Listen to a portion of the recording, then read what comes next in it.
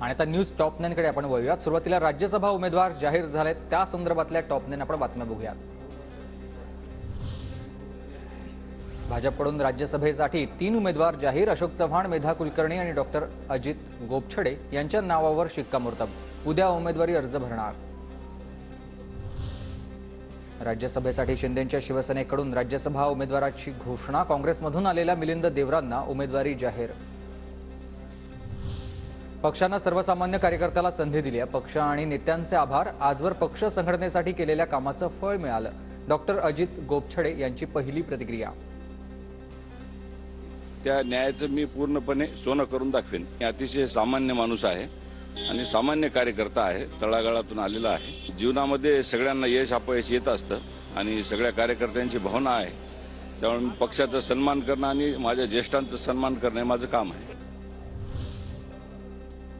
विधानसभा निवडणुकीनंतर ना कामापासून ढळले ना पक्षापासून, त्यामुळे पक्षानं संधी दिली। राज्यसभा उमेदवारी जाहीर झाल्यानंतर मेधा कुलकर्णींकडून पक्षाचे आभार।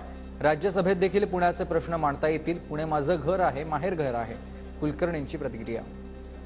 महाराष्ट्राच्या विधिमंडळात असलो किंवा संसदेचा भाग असलो तरी पुणे हे माझं माहेर घर आहे आणि त्यामुळे पुण्यातल्या विषयांमध्ये लक्ष घातलं जाणार नाही असं तर नक्कीच नाही होणार।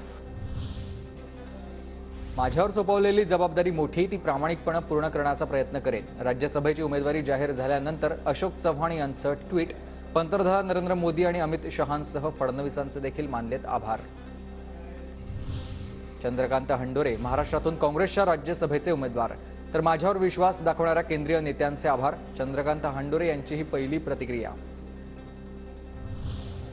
प्रफुल्ल पटेल राष्ट्रवादीचे राज्यसभेचे उमेदवार। सुनील तटकरेंची घोषणा। पटेल खासदारकीचा राजीनामा देऊन उद्या उमेदवारी अर्ज भरतील। पक्षातर्फे उद्या राज्यसभेच्यासाठी आम्ही प्रफुल्ल पटेल यांची निवड केलेली आहे आणि प्रफुल्ल पटेल हे राष्ट्रवादी काँग्रेस पक्षाचे उद्या अधिकृत उमेदवार त्या ठिकाणी असतील। राज्यसभेची निवडणूक बिनविरोध होणार। भाजप प्रदेशाध्यक्ष चंद्रशेखर बावनकुळेंची घोषणा।